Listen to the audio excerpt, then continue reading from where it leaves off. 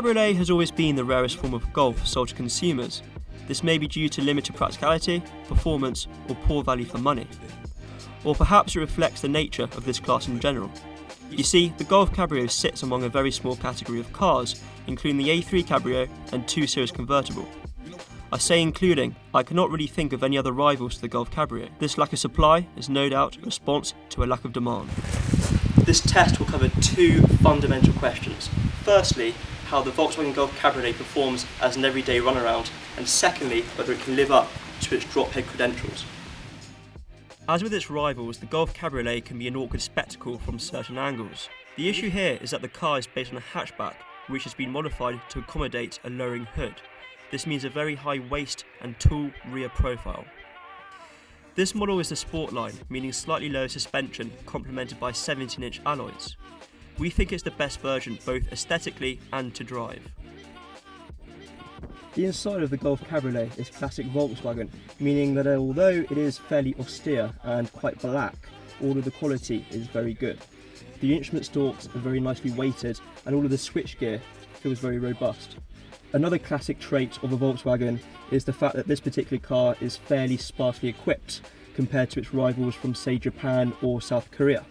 This particular car has dual zone climate control, Bluetooth, MP3 aux connectivity, it's got front and rear parking sensors, a multi-function steering wheel, automatic wipers and headlights, and that really is just about it. Room in the front is more than adequate, and there's plenty of adjustability in the seating and also with the steering wheel, meaning that drivers of even generous proportions will be very comfortable here. Although this isn't the top of the line sports version, the seats are actually fairly supportive, despite the fact that I have a fairly slim frame, meaning it will support me quite nicely around the corners.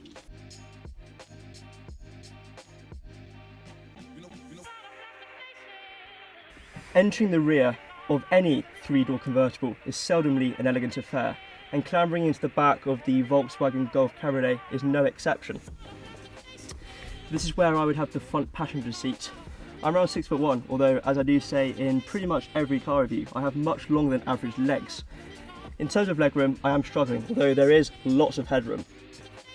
The boot space is impressive for a car of this size and class, achieving a volume of 250 litres. What is notable is the fact that the boot dimensions do not alter depending on whether the roof is up or down. There are two main questions you have to assess when reviewing a convertible car. Firstly, has the car lost its refinement? And secondly, has it lost its handling due to less torsional rigidity? In terms of refinement, Volkswagen are very proud of their Golf Cabriolet. When it was originally launched in 2011, they claimed that it was as refined as its hard-top convertible rivals. At the moment, as you can probably see with my hair, there is quite a lot of wind turbulence coming around the cabin. However, this car comes with the optional wind deflector, and if I erect that, you can see instantly there's less turbulence. This is the Sport line, and the suspension is fairly firm on its 17-inch alloys, but actually it's not too bad at all. We just went over a speed bump at about 15 miles an hour, and that's quite a savage one, and it handled it really nicely. The 1.6 TDI version of this car is fitted with a 5-speed manual, and it's a very nice, accurate box. It's fairly notchy, but it's very rewarding to use, and the clutch is very accurate. Now, this car has got the 1.6 TDI, which produces, I think, around 105 brake horsepower and 240 Nm of torque. What you have to remember is that this car weighs quite a bit more than the hatchback. This means that from 0 to 60, this car really isn't particularly impressive. It gets to 60 in about 12.1 seconds, so if you're looking for a quick cabriolet, this is probably not the car to get. However, as it's got quite a lot of torque, the mid-range is particularly impressive. This car on the average run achieves around 55, perhaps 60 mpg. And if you drive it nice and carefully, well, it will actually do around 65 to 70.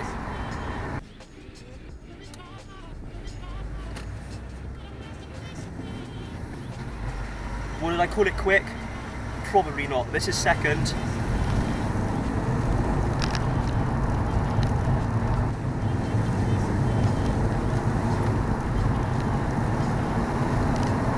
If you do want to do some sporty driving, I would recommend going up to the 2 litre.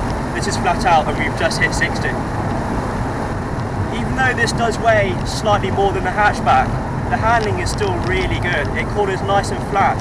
And you would have thought that wouldn't be so good as the hatchback because, as I've just said, it weighs more, but also the centre of gravity is quite a bit higher.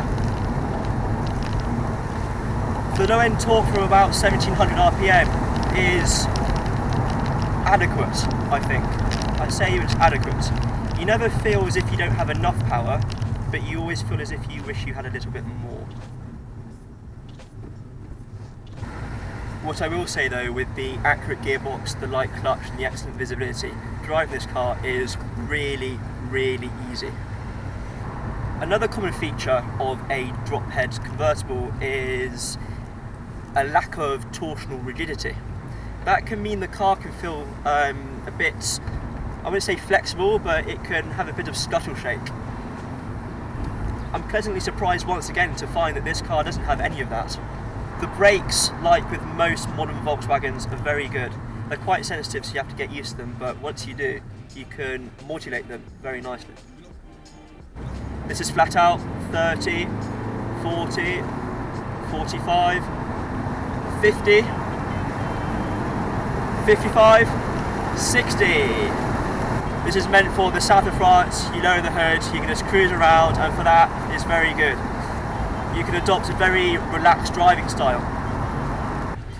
I've lived with the larger version of this engine, the 2 litre TDI, and although that car has significantly more punch, this car at idle is a lot more refined. The 1.6 is a lot quieter, and if you don't have a roof, that is actually a very important factor. Would I take the quieter idle over increased performance? Probably not, but it's something to think about.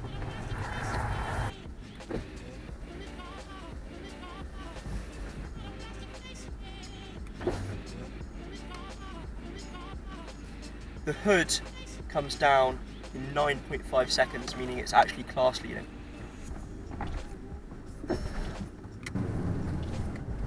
With the hood up, I would probably class this car as slightly claustrophobic. The rear visibility is pretty poor. The rear window is very small, meaning that reverse parking can be quite tricky, especially at night. This is paired with the fact that the reversing lights are not particularly bright, meaning you can't really see where you're going. Luckily, this car has the optional rear parking sensors.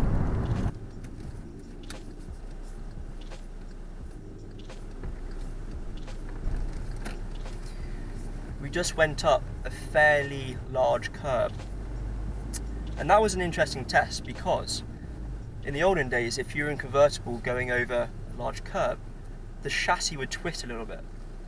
That would be paired with something called scuttle shake.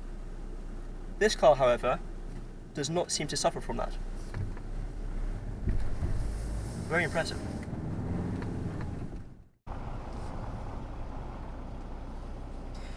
In my introduction, I was perhaps a little bit harsh about the Golf Cabriolet. I didn't understand why someone would want a soft top version of a hatchback with a TDI engine.